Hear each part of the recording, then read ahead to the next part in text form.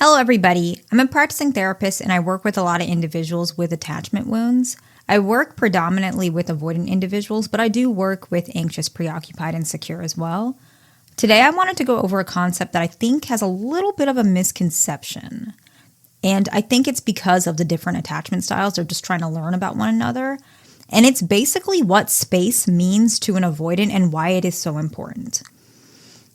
I genuinely feel like this topic is very confusing for especially anxious preoccupied because, and it's not bad, but a lot of anxious preoccupied don't really have the necessary need for space the same way that avoidants do.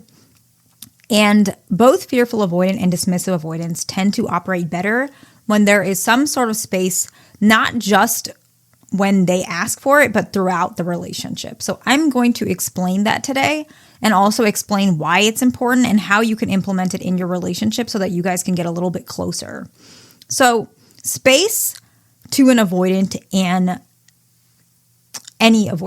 fearful avoidant and dismissive avoidant is something that is not necessarily something they can negotiate, at least to some extent. Space is very important because it allows them to regulate who they are and how they operate. With an avoidant operating in emotional spaces, and this is actually, I would say this one might be more common with fearful avoidant, social situations in general can be very overwhelming. And that doesn't mean anything against the person that they're with. It doesn't mean they love you less. They just cannot necessarily operate this way continuously. Sometimes they need to just be alone. They need to do what they need to do. A lot of fearful avoidants, sometimes they literally need to do almost nothing. Like they need to literally lie down or they need to sit on the sofa and they need to veg out. They don't need to do anything that will stimulate any part of what they perceive as socialization because it's a lot of navigation. It's a lot of hard work for them. Dismissive avoidants, they tend to be after socialization or in general, they need to do some sort of hobby. So it's a little different how they need space, but they both need space. Anxious preoccupied individuals, they do not necessarily need that. Actually, anxious preoccupied individuals, they need that social connection continuously in order for them to feel like they're regulated. So the regulation style is very different. So that's kind of where the concept of space becomes a misconception. So let me try and give an example. And these are just pure examples, but I want to highlight what space means. Let's say we have a fearful avoidant female and she is with an anxious preoccupied male. They're a couple, right?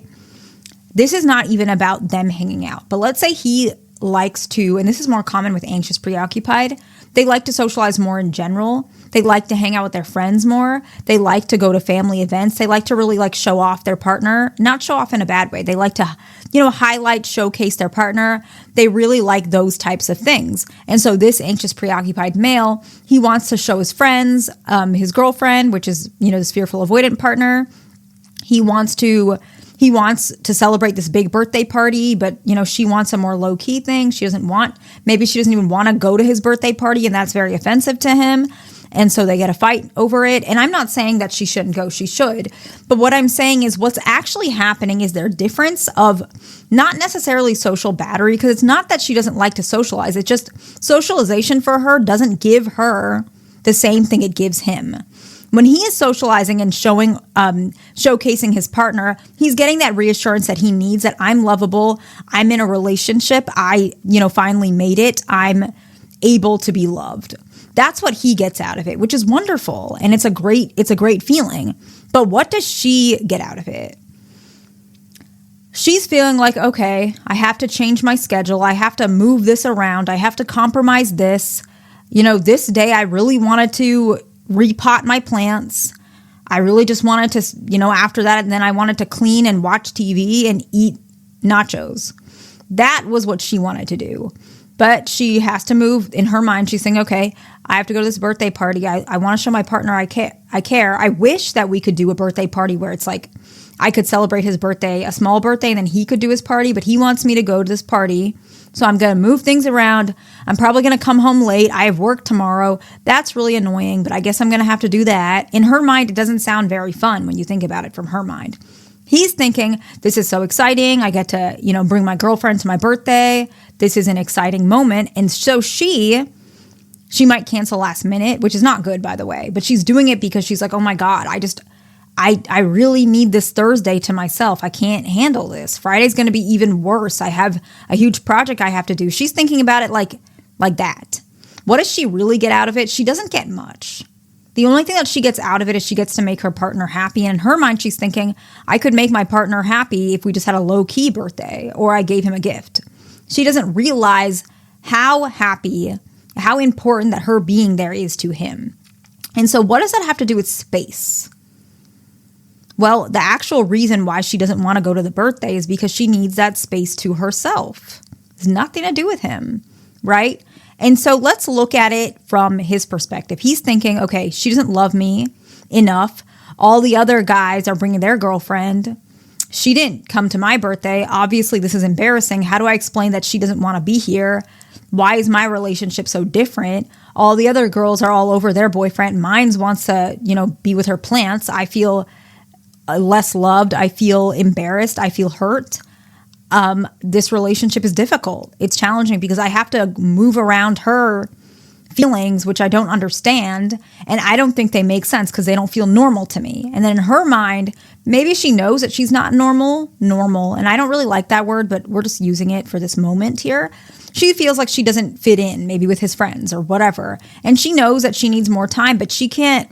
Without that, she's going to be very irritable and resenting him, and she doesn't want that to ruin their relationship. So what's the best way to go about this conflict? The best way is they both accommodate. And actually, she was trying to do that, so I can appreciate that for this example. Probably a better option is that they have a small birthday together, and then he has a bigger one with his friends, which means that he has to let go of the idea of showing his girlfriend off to his friends, at least for the moment, as long as he gets to spend it with her. And then she has to let go of the idea of having her Thursday there to repot her plants because she's going to spend it with him. They have to both compromise. But why is space so important? Let's go back to that. Why is space so important? Because an individual who has any attachment style who is avoidantly attached, either one of those, they need time to regulate themselves. It is just much slower. Let's say an anxious, preoccupied individual, they understand their emotions. They understand 2 + 2 = 4. This is how an avoidant feels, okay? They have to go, okay, 1 + 1, that equals 2. Okay, now add another 1. So now we're going 1 + 1 = 2. Now add 1, so that's 3. Okay. And now let's add another 1. So then 1 + 1 = 2, plus another 1 = 3. Okay, now plus another 1. Okay, that equals 4. See, it took a little longer. But that's the process of how they feel when they're managing their emotions. And I'm not saying in an insulting way. I'm not saying they're not intelligent. That is not true at all. In fact, avoidants tend to be very logical, and that can be perceived as intelligent, right? What I'm saying is, they don't have a lot of skills in that area. Anxious individuals, they're like, okay, I feel this way. I feel angry. I'm going to express it. I'm going to show it. And avoidant individuals like, do I feel angry? I don't know if I do. Maybe I do. This isn't even worth feeling angry about. Suppression. And then when it's coming out, they got to do that 1 + 1. They have to sort everything out that they shoved, right? If you shove all the items in a closet and then you pull it out, you're like, oh, this closet is filled with so much stuff. Okay, now I got to sit there, pull everything out. Now put this back on the shelf, put this one, hang it up in the closet. Okay, this one's got to go downstairs. Like, you got to move things around. That's what they do with their emotions. They stuff it in the closet. Then once they open it, they got to reorganize it. It takes way longer. And by the way, if you guys are one of those people who stuff your stuff in the closet and then later you have to clean it up, that's not a good method overall. Might as well just pick it up slowly as you go. But we're not talking about cleaning right now. Just an example. And so that's how avoidants feel. That's why they need space. So that also means that often they don't see their partner as frequently as their partner wants to see them, because they need those days off from the relationship, essentially. Doesn't mean they're not texting you. They should. A lot of avoidants can text you every day. So a lot of you individuals who are like, oh, my partner disappears for a couple days, that probably is not healthy for the relationship to last. They need to meet in the middle as well. They may need that, and that's okay, but we need to see a decrease of that because consistency is important for both individuals. Having those breaks off from the day of relationships without texting or any sort of communication may actually be backwards for the relationship. So if your avoidant partner, or if you're the avoidant, if you can just text good morning every day, I really like that intervention, or whatever you want to do, just a little bit of texting throughout the day, add some consistency so you guys have some conversation. Maybe some phone calls is helpful as well. And try to see your partner as frequent as possible. If you guys, for an avoidant, once a week is pretty comfortable if you guys live near each other. And then for long distance, it might be once every other week, or even longer, it might be once a month if you guys are in like different states or whatever, depending. But what I'm saying is that's still not a lot for an anxious, preoccupied, or even a secure individual. Secure individuals like to see their partner 3 to 4 times a week. Anxious, preoccupied might be every day. But that's a lot for an avoidant because they don't like to see anybody. A lot of avoidants, when they're even working, they don't socialize that much. I don't think a lot of people understand that they don't talk to much people, like at all. Just in general, they don't need to. They don't feel it's necessary. And so you have to understand they have been operating like this for a long time. So what can you do as a partner to give them the space they need? Understand that the boundaries of your relationship might have to be negotiated, and it might be a little different than your friends' relationships who maybe they're secure. You might see your partner less. You might get married a little bit later in your life. But that doesn't mean it's not going to happen. It's just the timeline is different. And you have to understand something.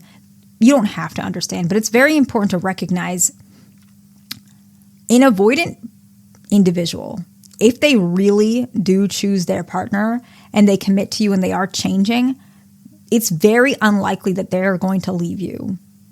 Like, these people are once they open up, they're very loyal and they are very loving.